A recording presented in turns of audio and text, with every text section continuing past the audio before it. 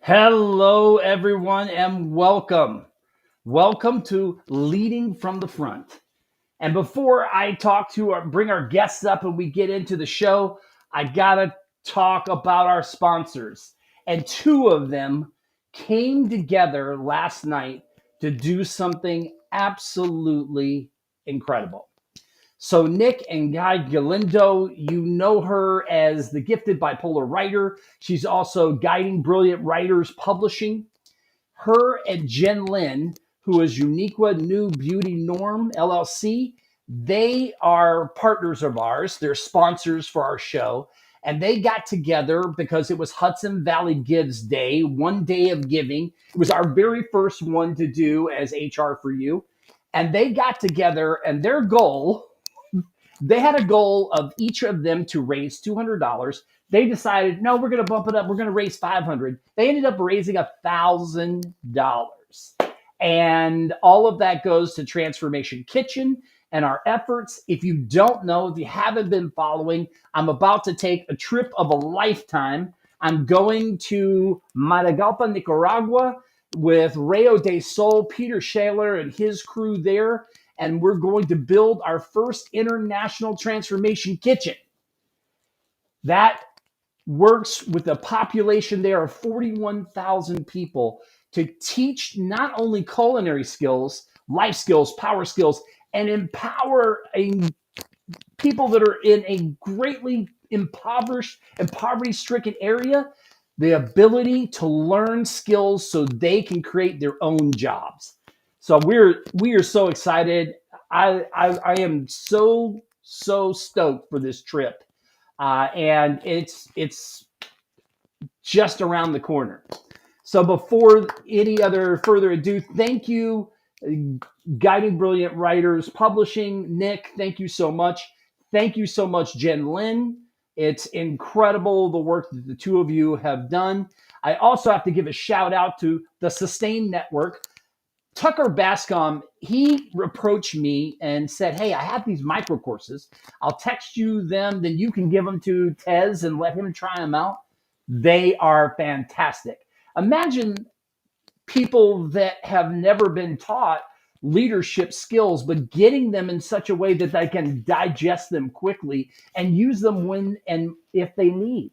So learning stuff about EQ, learning about, conflict resolution without, you don't have to use these. You can use this in your mind and your heart and talk through things.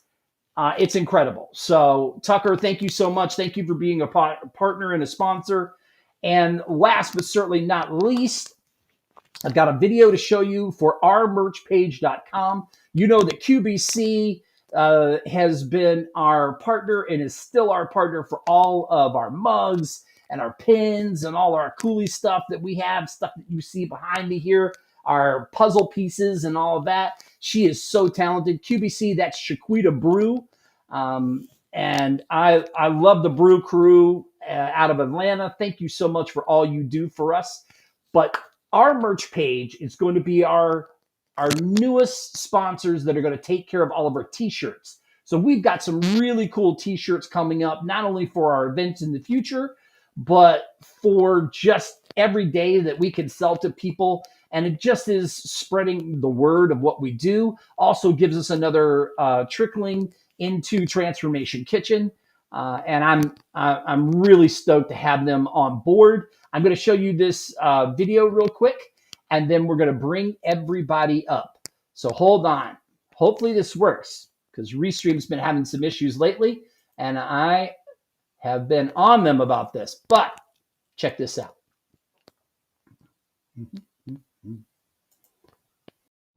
Whether you're a nonprofit, church, school, or business, let ourmerchpage.com become an extension of your marketing team. They'll handle the design, sourcing, fulfillment, and management of your merchandise marketing needs, so you can stay focused on what. Yay! It looked like the whole thing went through. So, without any further ado, let's kick this party off.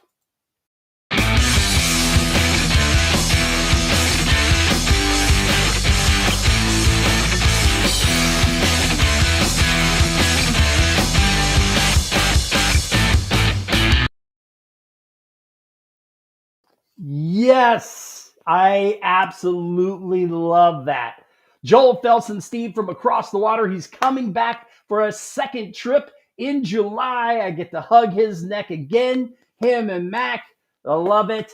Thank you so much for that intro, outro. It's one of my favorite videos that we have. And these ladies that you may recognize, we have this every quarter. We have a conversation called Leading from the Front. And these ladies are in the thick of it.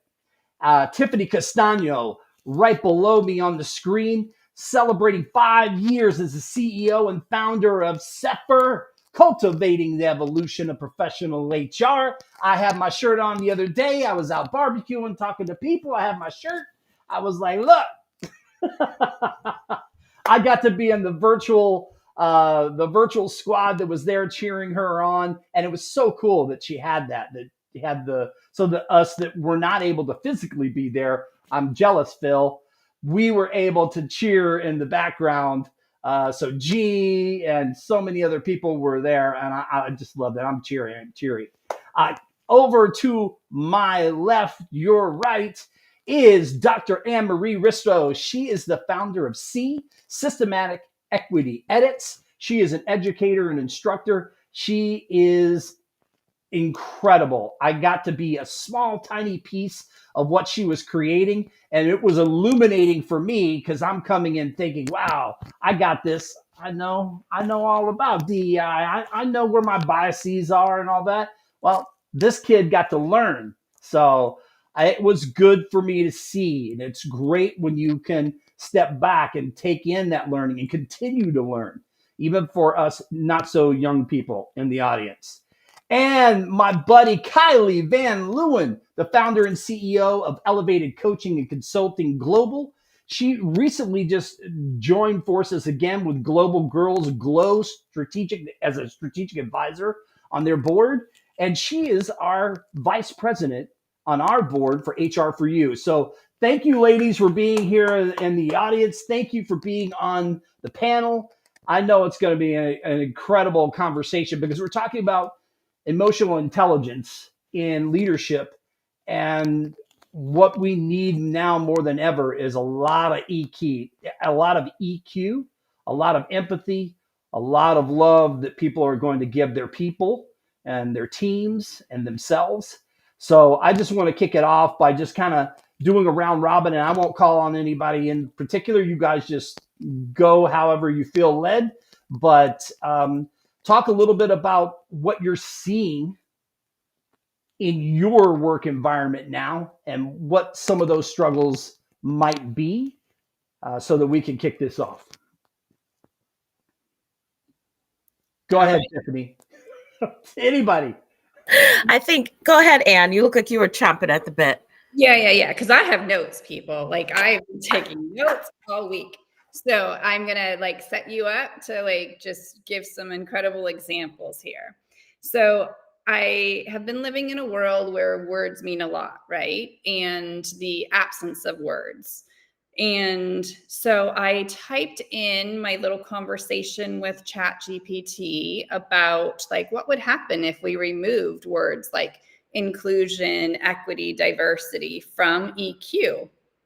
What would that look like? And it gave me 5 focus areas. And I'll just give you the main areas because I'm sure that we're going to have a huge conversation around all of them. We could have a huge conversation around even just the first one, because what it does is it brings in a surface level of understanding, right? It dumbs down what people are experiencing or thinking about in regards to the human side of our entire being.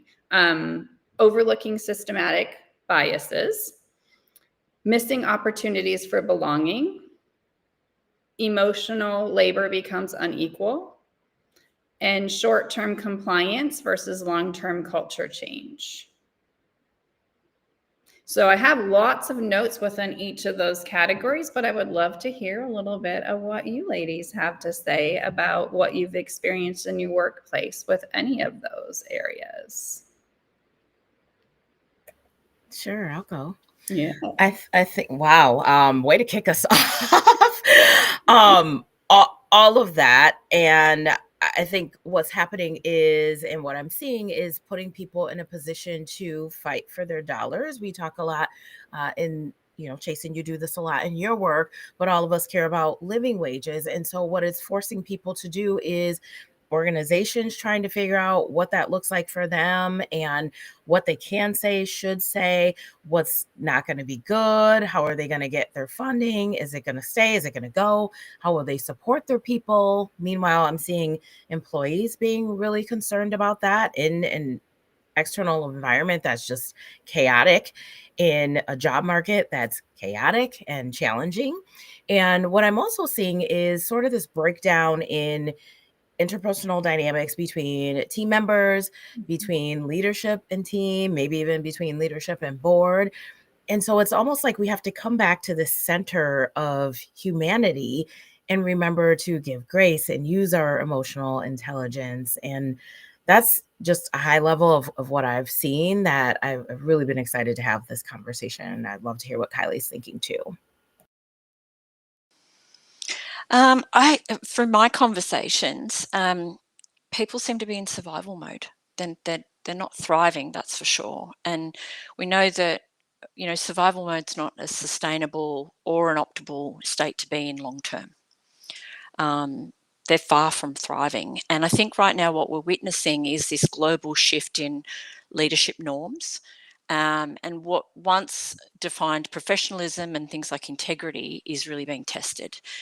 And for people that operate with a high degree of emotional intelligence and a high degree of integrity in their workplace, and particularly leaders, they're finding this time really challenging because it's almost they're going complete, or they're having to consider or to remain safe in their jobs. They're going to they're being forced to decide between their values and making a living. We know that workplaces are evolving. We know that values are colliding. I hear that every day with the people that I talk to, and we know that expectations are rising. People are being expected to do a lot more for the same wage or the same salary. But in the midst of all of this, leaders are being asked to make difficult and often really uncomfortable decisions while holding space for other people's well-being. And so what we're seeing in our work is that a lot of leaders, emotionally intelligent or those lacking emotional intelligence, are really putting their own well-being and their own mental health on the back burner.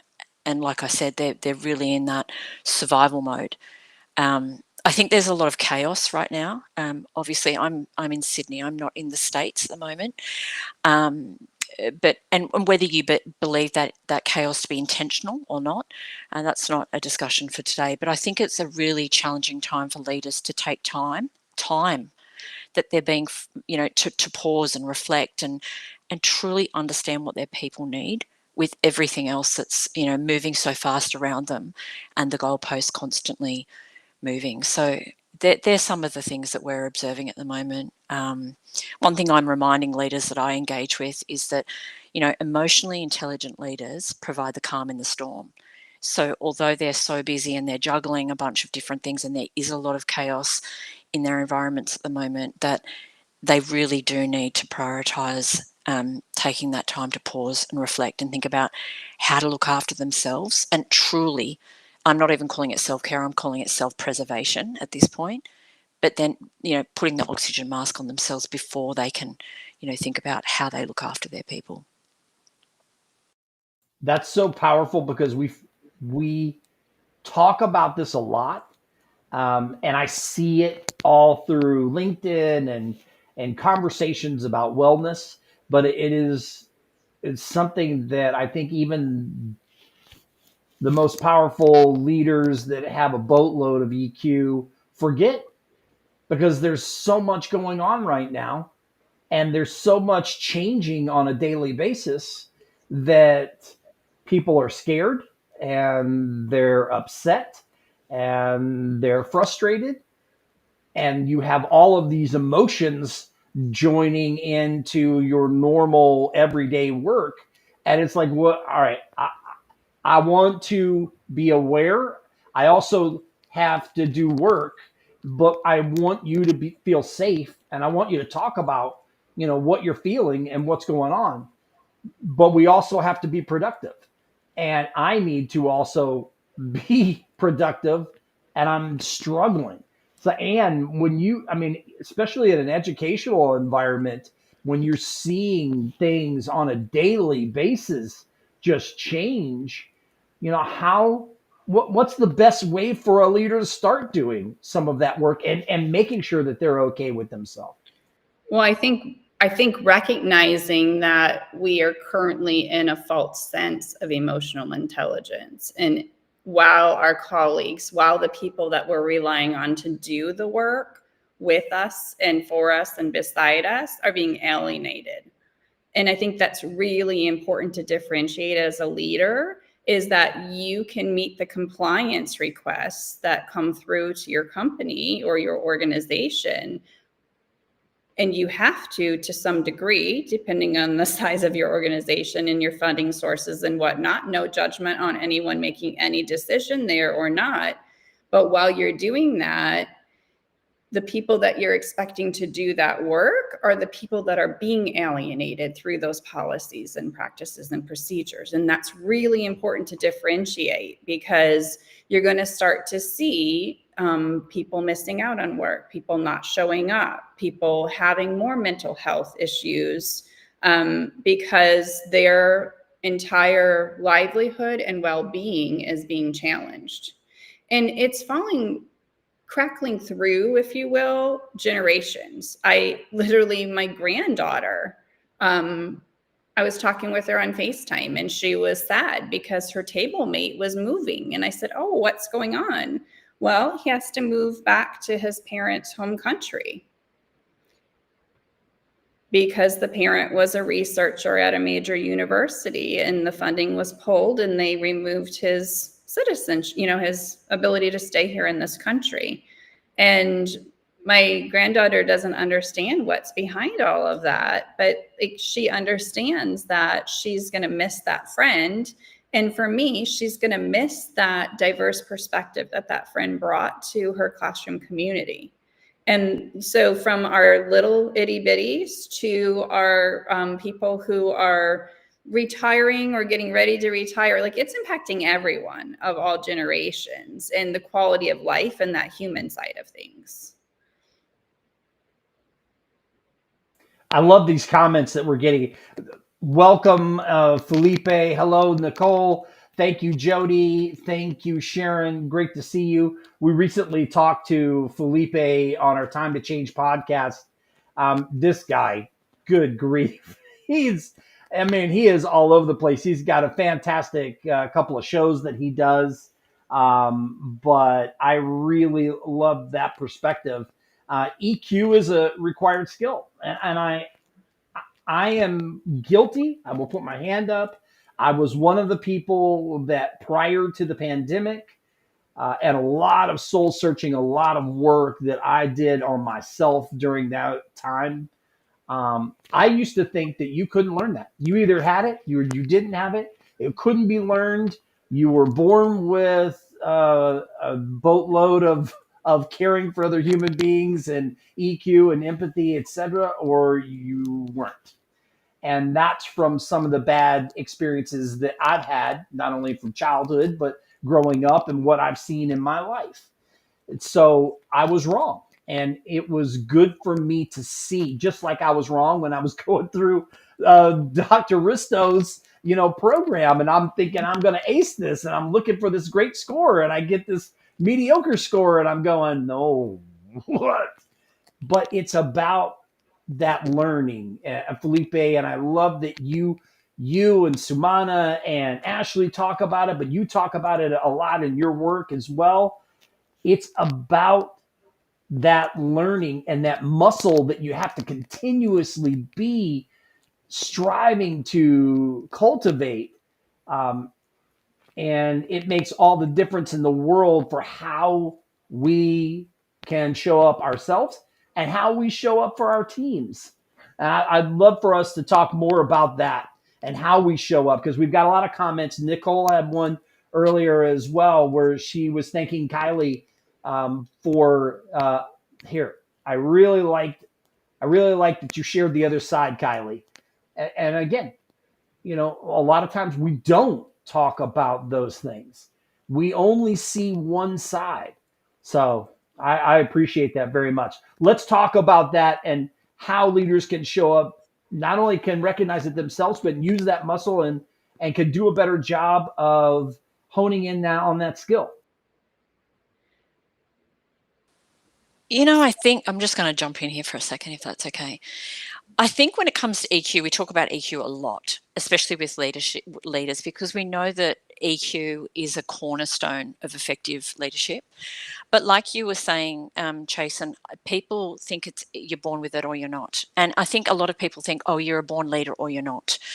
But it can be a skill that's practiced and built and strengthened over time. But in order to do that, we need the first part of EQ, which is self-awareness. And we also need the willingness to improve our EQ. We need to care enough about and be honest enough with ourselves as leaders about our level of emotional intelligence to actually then seek out, like you were saying, Chasen, that opportunity to learn and grow and evolve as a leader and, developing those gaps that we might have. So we can't develop as leaders in that space of emotional intelligence if we don't first recognize the importance of it as leaders, but also we're not honest with ourselves about our own level of emotional intelligence. And that is that big part about self-awareness. We need to reflect and look at our own gaps as leaders, and then be willing to do the work, right? It's like everything. To improve, to master a skill, we have to be willing to do the work. Is the work pretty? No. Is looking in the mirror every day and thinking, well, these are my shortfalls. That's not really that nice, or that's not that great to admit to. If we've got the courage as leaders to be really honest with ourselves, I think that's where it starts, with that self-awareness, and then we can, improve. But a lot of leaders that I talk to that are either executives and have been leaders for a long time, they talk about their aspiring leaders in a way when it comes to EQ, like it's something that somebody doesn't have, and they've kind of pushed them aside. And I think it's really important to remind leaders and anybody who's listening to this now that emotional intelligence is not a soft skill. It's actually a core leadership capability. Like Felipe was saying, it's on all of his position descriptions or job descriptions. And I think that it's really important, particularly when we're talking about navigating those ethical grey zones. It's going to be really hard for leaders to do that effectively and successfully if they don't have those high levels of EQ. Because what it can end up looking like is our organizational culture can seem like it's cooperative and seem like it's kind, but those underlying inequities are going to surface in ways that are going to completely impact not just the bottom line dollar wise, but the bottom line of your entire HR and how people are relating with each other and functioning. And so it really is important as a leader to tap into, not take things at surface level, right? When we remove things from our vernacular, Just saying the word culture, organizational culture isn't allowed to be in coursework anymore in any of our public universities across the nation. The word culture.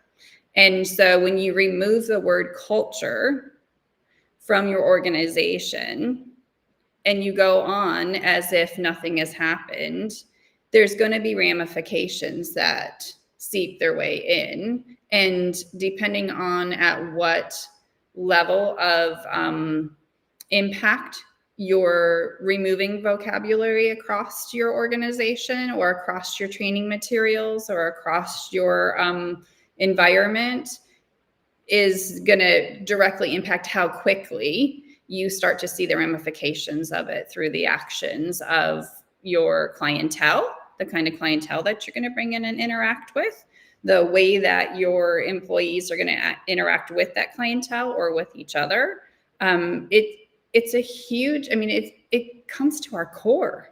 It touches our core. And when we don't know how to be who we are, or we're told that we can't interact in the way that we know that we are, it really puts you on edge. And it doesn't look like, in some places, very different from day to day, but it is playing out very differently.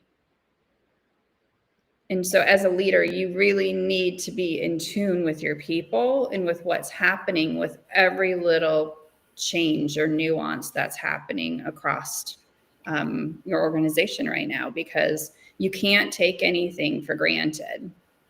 Your people deserve more, and your clients deserve more, and you deserve more. Yeah, I agree. And we talked a lot about, or at the beginning, about values, and that keeps coming up. And there's an intersection there. We're also, CEPHR has a value of being human at work. And we're social emotional beings and social emotional learners. And if we're taking out things like inclusion and culture, people, to your point, and how do you identify? We have self-identity, right? But within that, we need purpose and meaning at work. And we need to understand, do I belong here? Do I feel included? How do I connect to this organization, this team, this leader? And if we don't have the tools to be able to do that, there's also the piece of, when we look at EQ, of both the personal context and the social context. So we have to be able to understand and self-regulate, as we've said, all of these things. And sometimes leaders are put in a position where they haven't had the tools and training. They've grown up through the organization, as we've talked about before. They haven't received that. And so they're doing the best they can. And maybe they find themselves in a situation of frustration, and they're unable to really read the room. They're unable to connect and make those personal connections with their teams. And they're just like losing it and expressing that frustration on other folks, versus listening and leaning in with curiosity and helping people feel welcome and creating that psychologically safe environment that says, hey, it's okay if you're having a bad day. It's okay if you can't get to that project, or let's have a conversation on how I support you. Because our leaders are getting left behind too, and they aren't getting the support that they need. We know that burnout's we're in a mental health crisis. There's just so much happening that there's a lot of layers to unpack. And if you are a leader who, or even an individual contributor, you haven't had an opportunity to unpack that for yourself, or you don't have the benefits that go along with your employer to help you unpack that, such as an EAP, it can be challenging. And depending on your home environment, this external environment, there are a lot of things that are happening. And if we can't figure out things and we can't identify ourselves as having a culture, I would love to know what we're supposed to call it, because work culture is going to be there. It's going to be there whether we call it that or not. It's going to be there whether we are intentional about leaning on our values. And if we're really leaning on values, that are they aspirational? Are they values that we actually live by? What are the behaviors that come behind that? And are we seeing that? And all of that is wrapped up in EQ at the end of the day. And I don't think that that's often talked about. And there's an intersection, obviously, we're talking about it today, between diversity, equity, inclusion, belonging, and emotional intelligence. They go together. They're not separate things. Mm-hmm. Well, so then for leaders, really creating spaces still for voices, right? That's going to be so essential, because when you are being asked to work within regulations that don't honor you or see you, or that challenge your inner core, it's going to be really important that as a leader, you're offering that space so that your voices can talk through. People can have the right to have those conversations with one another, amongst each other, so that they can still take a breath into like their integrity, right? The ethical squelching that is going on for many just to show up for work on a regular basis right now in different organizations is huge. And so as a leader, that's a big barrier. If your people are physically coming to work and not knowing how to continue on with the work and how they can't continue on with the work how they did the day before. And so how can you then as a leader step in beside them and acknowledge them as human beings and what they're bringing to the table, and honor humanity, instead of just saying, well, we've got a deliverable and I need you to just set that aside and move forward. Because it's going to impact the quality of work also for people. Someone sent me in my, I'm part of in our Chamber of Commerce, I'm part of the nonprofit chamber committee.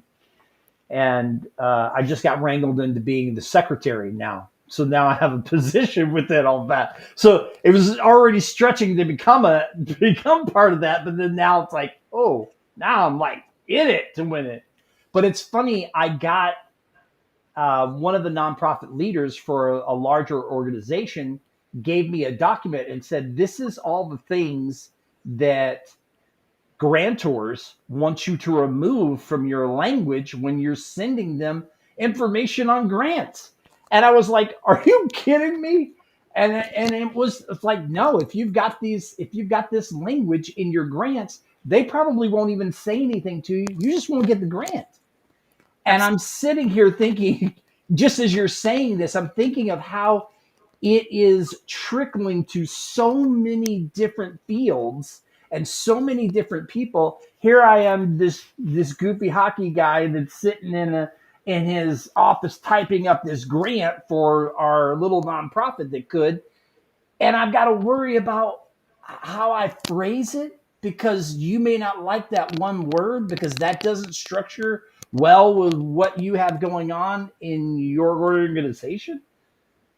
I was like, wow, I had to take a step back after looking at that list. I had to go like, wow, I can't believe this is where we are. I feel like, and I think the thing is that I feel like we were, with everything leading up to the pandemic and all the world was on fire. Stuff had started happening at the end of 2018, 2019. It was all in the press, but there was a lot of angst and anger and frustration, and people are home.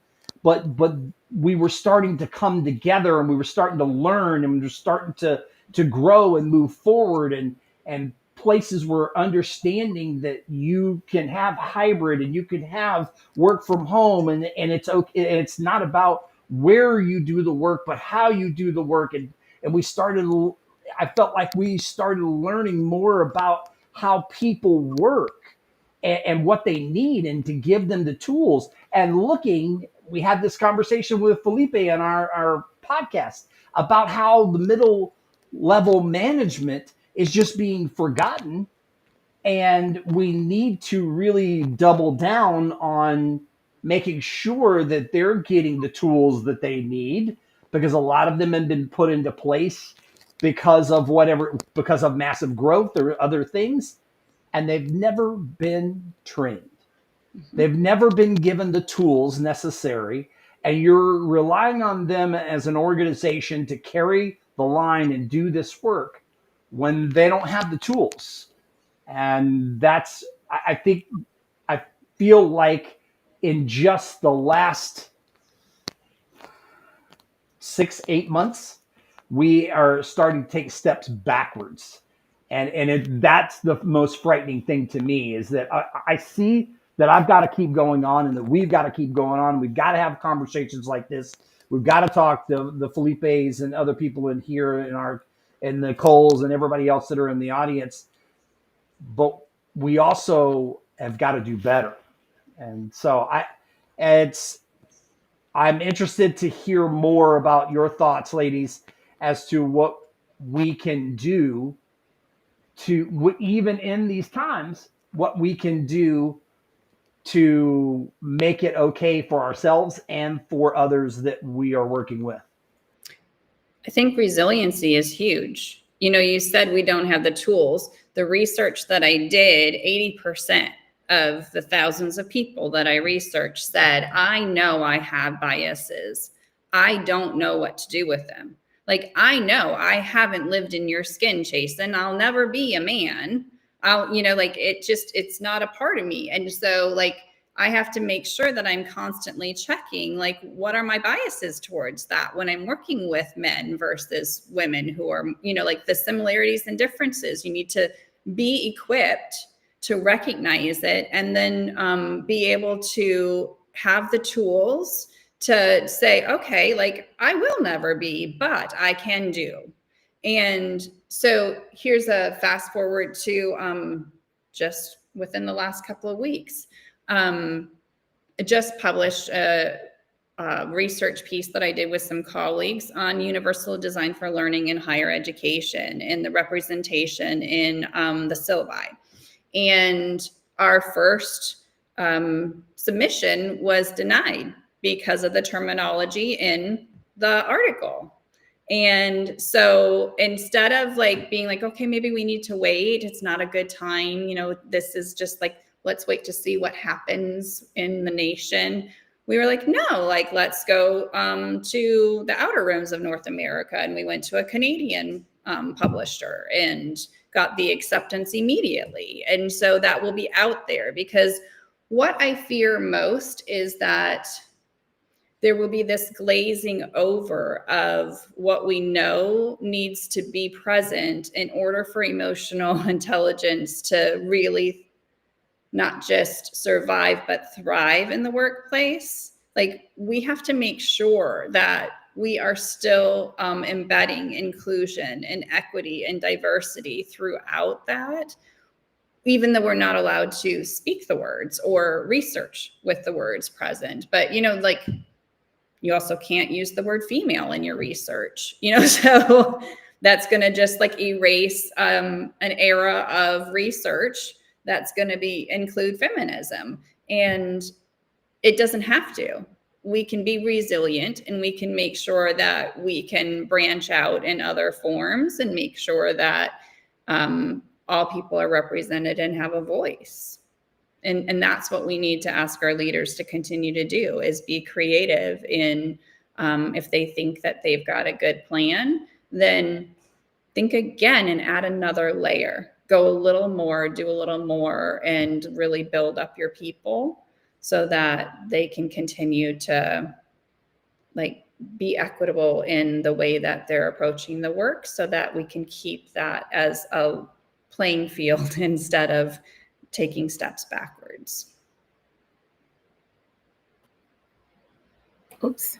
I love that. And I think also there comes this, well, for one, sometimes there's a lot of small p politics internal, notwithstanding the external capital P politics.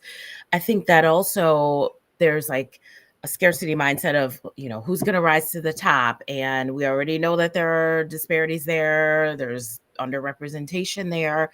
But to allow leaders the grace and the space to be able to make mistakes, so that they in turn can allow their team to do that, which is great for innovation and creativity, which is great for people's sense of connection to the organization and their own purpose and meaning at work.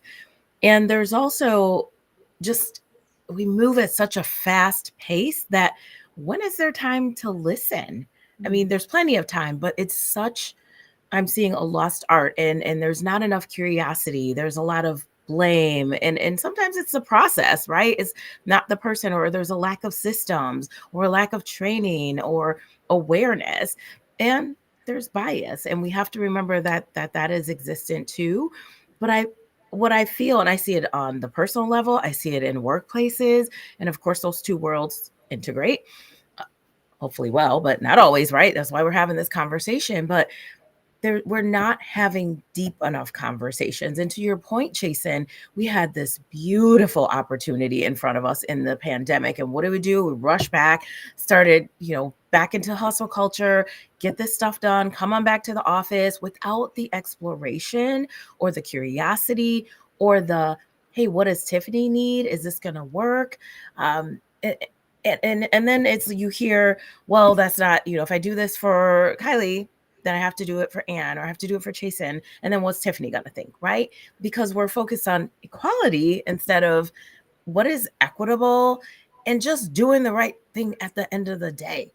That is culture. That is, I always describe it as, at our core in my business, we are HR and culture consultants. We have a value of DEIB, and I fold that into everything. So I don't see that as a standalone thing. When I'm working with my clients, that's what we do. If leaders are working with their team, you still can have and lean on those core principles, because you're not going to have a team. You're not going to have an engaged team. They're not going to stay if they don't see themselves in the values and how they are displayed in the organization. And then no one's for the better, right? Like, you're not going to win against your competitors because, that they're going to take the people who want that purpose and meaning. And it just has layers after layers, but we are not exploring and digging deep enough. And we're not listening, which is exhausting, quite frankly, but it is such a skill and it is such a differentiator. I'm seeing conversations in the chat about AI, and that's like a whole nother session, guys. Like I could talk about that like all day, because if you just think about equity in AI, right? Like paid version versus free, and in the college setting, it's just, you can't ignore that AI is happening. And I do believe that it is going to impact the knowledge industry like no tomorrow. It's going to be the biggest major hit that we've had on the knowledge industry in centuries. But we have to make sure that we aren't getting caught up in the fury of it and losing our ability to what my grandmother always told me, like, seek to understand first, be an active listener, like take in all of the information. And if you're like, for me in higher ed, if my coursework is something that a computer can do, then I'm not doing my job and how I'm engaging my students with the content to be better educators or to do their role to the best of their capacity. So with AI, when we look at that with emotional intelligence and when we look at that with equity, I just really look at that as a voice of caution to not ignore it, to build it in, but build it in a very eyes wide open way, so that you're not causing any inequities just by the sheer use of it. Because if you have an assignment where you require them to use or invite AI into it, and they don't have the access that someone else has, or the knowledge yet of how to use that in a responsible way, like, you're really opening up to, like, talk about opportunity for biases and for inequities. It'll be huge. So I think AI is a whole nother conversation when it comes into the realm of EQ. I think that we need to know that knowledge is powerful, and we don't want to give that up. We want to use AI to complement what we're able to do and support how we're able to move as leaders, our staff forward in a very positive way, instead of it being in a replacement way or in a comparative way. I got to speak not too long ago with Enrique Rubio. If you don't know him, connect with him. He is the founder of Hacking HR and one of the global founders and team behind Transform, which is they've got branches all over the place. And one of the things he said that I will not forget is he said, in the history of technological revolution, it has never happened at one particular time. Like when it comes out, here's this new tech. It always stumbles and kind of fails a little bit. And then down the road, oh yeah, the computer. Yes, everybody should have that. It wasn't that way when it first came out. Same thing with cell phones. Same thing with, all of these things had their stumbling blocks, and they had to be tweaked before it was just part of what we do on a daily basis. And quite frankly, there's half the time that I'd like to take this thing and throw it like as far as I can. But it is it's become like this necessary evil. But I love that from the standpoint of exactly what you're saying is, we've got to, I don't want to get off of this whole AI topic, but I will say that, hey, there's a lot to be said about, as we're doing this EQ work and as we're building up our teams and as we're talking about psychological safety and creating places where people are heard and seen and feel safe to learn and grow and fail in place, that AI and all of the things that are coming around, that we're talking about it and that we're opening up that dialogue, and that we're not like, oh, I don't want to talk about that. The more we shy away from having conversations that are present, the more we make our people feel untrusting and feel like we are just out of touch. So as we are climbing closer to the hour, I want to do a round robin, and we'll start with Dr. Ann Ristow. We'll go to Kylie and then Tiffany to close it out. But 2 points. What do you hope to see in the future based on what we've been talking about? And any last final points about how you feel we can move the needle forward? So what you hope to see and moving the needle forward. And we'll start with you, Doctor. Okay. I hope to see that this becomes the perfect example of how actions speak louder than words. I think we have an opportunity for our actions to speak louder than words. I think it's an opportunity for people to stand up. And so I don't even remember what the second part of was that you asked me about, but I think action speaking louder than words. And then I think also, like, for leaders to just,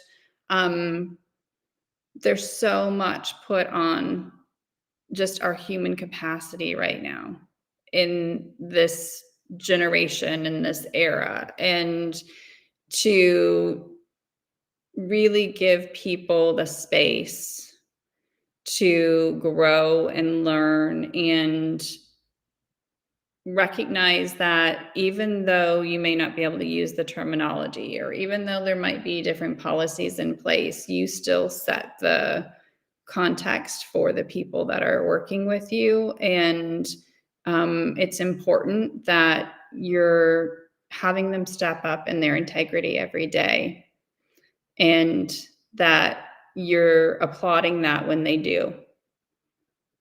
I love think that. that's really important. And you answered both of them, even if you forgot the second one. You still Okay. answered it. So you did a great job. So Thanks. Kylie, what do you hope to see in the future, and any points on how we can get there and do better? Yeah, it's tricky. I know I've got to be short. I love to yak. What I hope to see, even in this current environment, and we don't know what tomorrow looks like, right? I hope to see more organizations and more leaders and more just everybody, staff members included at all levels, understand that the most resilient organizations of the future, including tomorrow and what we don't know is coming, aren't those that with the strongest bottom lines. They're going to be those that have leaders and teams that are capable of balancing that strategy with humanity. It's really simple. I see people who are so desperate and in such despair, and literally their knees are hitting the ground in despair at the moment. And so for me, I really hope to see that more leaders recognize that even in the current environment, that culture isn't what's written on a wall or a set of values on a website. I really hope to see that everybody wakes up and realizes that it's what people experience and how they feel every day. And I constantly am talking about, I want you to understand deeply how your people are feeling. Because from that you can focus on what they need, and from that you can cultivate the culture and those environments where vulnerability is met with empathy, not judgment. So that's what I hope to see. You did that in a very short period of time. Like I think that was like 3 minutes. So that was incredible. Tiffany, what do you hope to see in the future, and how can we get there? What do we need to do? It will always come back to humanity for me, and that is our key and our way forward. So I hope to see us grounding more and supporting each other more in our very humanity. And even within that, the tips that I would give, what people can do is, there's a lot of transparency that gets left out sometimes, and we're not able as leaders to tell everyone everything, but we can help people understand why, and why we can or why we can't, and what that looks like. We can have that empathy and that self-awareness. And alongside what I hope and what I think is a tip is that we have the right conversations, and that we're able to have that at a deeper level, to explore and to lean on our values, because those will always be a guide. They always will. And even if things are going on in the regulatory environment, of course, there's going to be a compliance piece, but there are certain things that people, when we talk about integrity and our values, that they just cannot take away from us. Bottom line, it is who we are. And if we lean on that and each other, we can support each other, explore and get curious, listen, ask the right questions, as we've been sharing. And for me, I think that is the key to unlock what comes next for us. Similarly, that will be the downfall further if we don't do that. Yeah, absolutely agree with all of you. And absolutely, you guys know how much I love you. I look forward to this every single quarter. It is just, it's such an incredible conversation. And every time we have it, I'm just like blown away. So hats off to all of you. And thank you so much for the work that you're doing. Dr. Marie Ristow, Kylie van Luyn, Tiffany Castagno. We miss you, our friend Desiree. We're sorry that you couldn't be here, and we hope everything gets okay in your neck of the woods. But we love you as well. Thank you so much for being here. Thank you, everybody in the audience. Thank you to our wonderful sponsors. And we will catch you next quarter. Look for that conversation, leading from the front. And you have been with HR for You Incorporated. I'm Chasen Forehand. Thank you so much for being here tonight.